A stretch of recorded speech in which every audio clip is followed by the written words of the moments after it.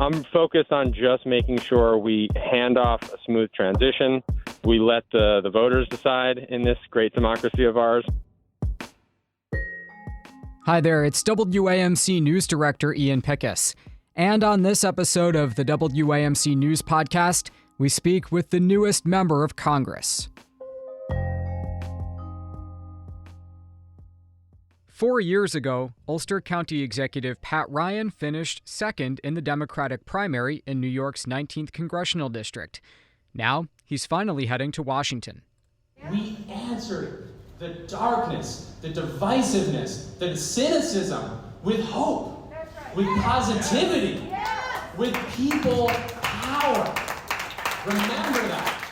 Ryan defeated Republican Dutchess County Executive Mark Molinaro in Tuesday's special election to fill the remainder of now Lieutenant Governor Antonio Delgado's term.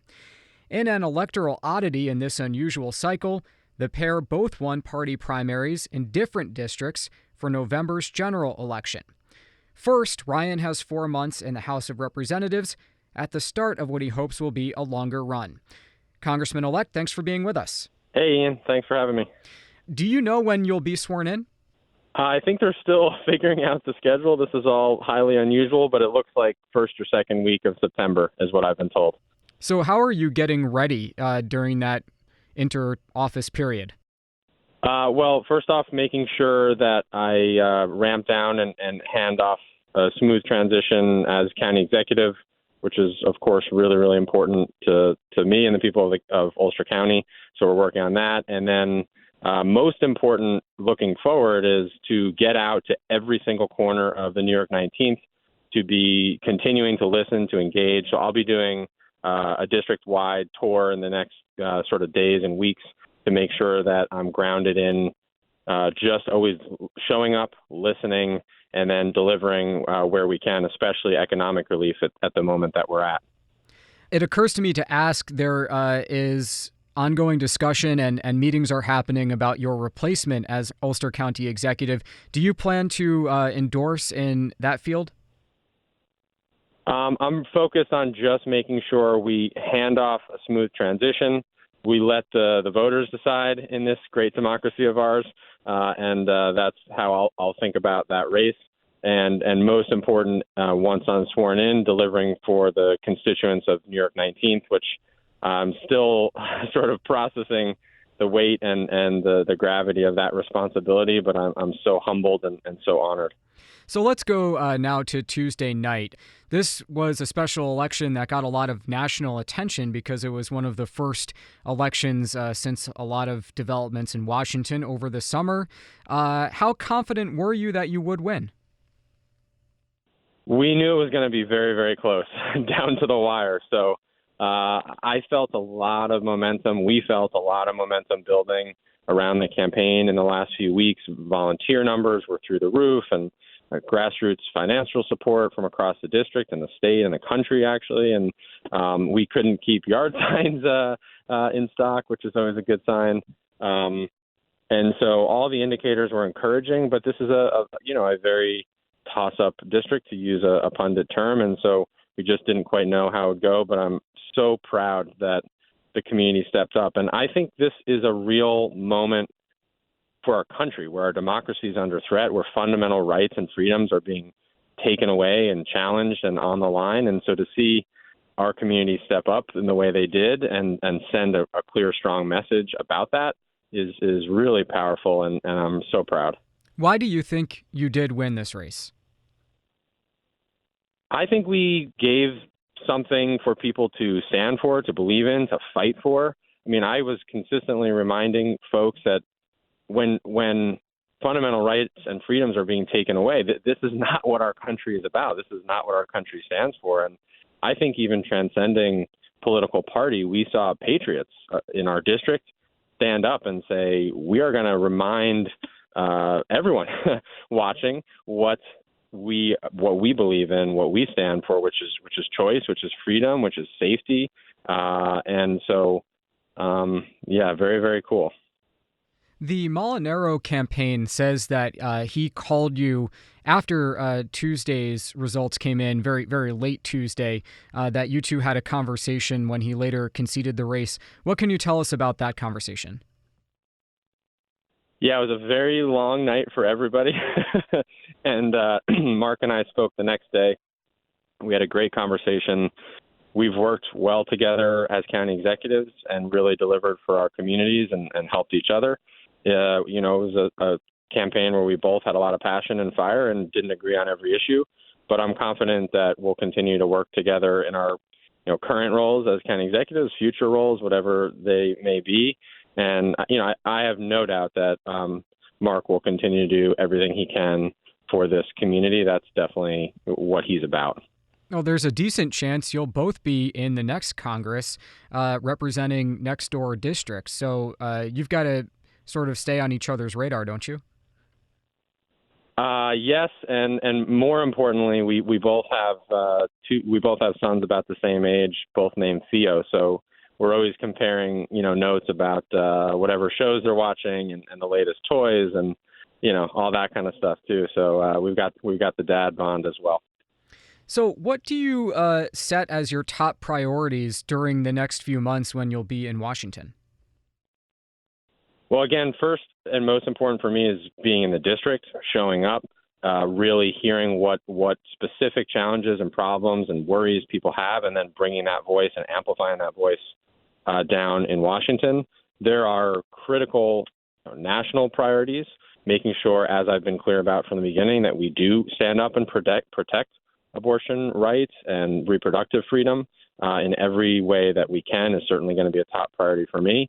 At the local level, there's so much that we have to deliver. I'm very focused on the bipartisan infrastructure bill and making sure that those federal funds get on the ground here in water and sewer projects and broadband projects and providing desperately needed investment and relief given the economic pressure people are feeling. I've called for imposed, I should say, or passed a 50% cut in our county's gas tax, which is really provide relief at the pump, and want to see what we can do in a similar way at the federal level to provide relief at gas pumps, at grocery stores, in housing and healthcare costs. So those are really some of the big focus areas.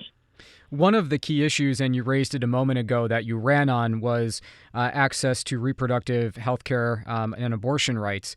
Specifically, what do you intend to do in Congress on that issue? Well, we have to codify the protections afforded to tens, hundreds of millions of Americans under Roe, the same framework that has served our country or had served our country for over 50 years, that was decided and largely agreed upon by 75+% of the American people. So when the Supreme Court ripped that away, clearly from Kansas to our race here in New York, that is not what people wanted to see. And so we need to put back in place those fundamental rights and freedoms, ultimately for a woman and a person to make their own choice, to have that freedom and to not have the government telling them what to do in such a critical and personal decision. Do you agree with some of the pundits who say that this was a national bellwether race? I try to stay out of the pundit business. I do. I mean, I can tell you what I felt on the ground, which is that I do think that the political ground is shifting here, and I think probably in other parts of the country. As I talk to other friends across the country, we've seen so much talk of there were blue waves, and then now there's talk of red waves, and I mean, what I hear from people is we need something like a red, white, and blue wave of patriots, like people who want to focus on shared American values like choice and safety and freedom. And I just think people are looking for an opportunity to be unified after so much division. And so people that speak to that give some cause for hope and optimism at a really divided time, that's leadership to me. And that is what is really, really lacking right now in many aspects of our politics. Well, you are also a primary candidate on election night, and it didn't take long after your victory for you to be labeled a far left Democrat who is going to, carry water for Speaker Nancy Pelosi. For people who are just now getting to know you or hear your name and might be represented by you either in the next 4 months or in the next congressional term, what's your message to them? What do you want them to know about how you look at all this stuff? I mean, I'm a person who believes actions speak louder than words. There's so much talk, but it's about what do you deliver? How do you help people? How do you tangibly affect people's lives? The very first day I showed up at West Point as a cadet, they taught us there were 3 acceptable answers to any question. Yes, sir or ma'am. No, sir or ma'am. And no excuse, sir or ma'am. And there's just so many excuses right now as people are really, really struggling and worried about freedoms and rights being taken away. So my approach is no excuses. I have to be accountable. I have to show up. I have to hear and listen and really take that in and then be accountable for what I deliver and don't. And that's always how I've operated, from combat to running my own business to being county executive. And so I'm very aware that I have to prove that and earn that trust by delivering and by showing up and listening. So all the other labels and all the other stuff, I think, is just meant to divide and distract. And look, my opponent in the special election, unfortunately, did try to do some of that, and clearly it didn't work. Do you commit to doing regular town halls as you're a member of Congress? Absolutely. That is critical. My first months as county executive, I held 20 town halls in 20 weeks in all 20 towns of our county. We're going to be doing a similar thing in every corner of the new 19th, and that is core to the job. I mean, it's representative, and to represent, you have to show up. So we'll be announcing this in the next probably day or 2, maybe 3, as we get our schedule set, but we'll be touring and visiting across the 19th, and that's the fun part of the job. I'm so excited to continue to be on the ground all across the district and just engaging with folks. You mentioned showing up at West Point. It occurs to me to ask, do you support the president's move to forgive $10,000 in student loan debt or up to $20,000 for people who receive Pell Grants? I do. I mean, we need to provide relief at every level of government in as many ways as we can. One of the biggest things I heard across the district on the campaign trail is just the economic pressure people are feeling. And you think about the fact that 40 million plus Americans with this announcement have a literal weight lifted off their shoulders, some of whom have had it for decades of debt still. I mean, I'm just turned 40. A lot of my friends still have college debt. That is just ridiculous. And the opportunity to relieve that weight and allow people to just have less pressure right now is huge. And it's an investment. I always think back to my grandfather's generation, the World War II generation, who were lifted up when they came home from serving with the GI Bill. And that powered the American economy for decades after. That really built the middle class. And so we have an opportunity to do that again here. And I think that's very powerful and important. And what's your response to critics who say this is a giveaway for people who are, generally doing fine, and a lot of people paid their loans, they didn't get any help doing that, and other people never went to college, so this is a benefit they're missing? I mean, I hear the frustration that everybody's feeling pain right now. Everybody's feeling pressure in all these different ways. But I think what we have to remember is, again, a shared American value of community and taking care of each other. When you see someone in need, if there's an opportunity to help them, we help each other, especially at a time of such pressure. And, I mean, it's a somewhat different analogy, but it's sort of like, we develop a life-saving vaccine for some horrible disease. And we're finally able to give this to people and save lives. And it would be like saying, well, I didn't, previous generations didn't get that vaccine and they might have died from this horrible disease. So we shouldn't share that vaccine now that we have it with people. I mean, it's a very, I think, sort of cynical and somewhat selfish way to think about an opportunity to help people.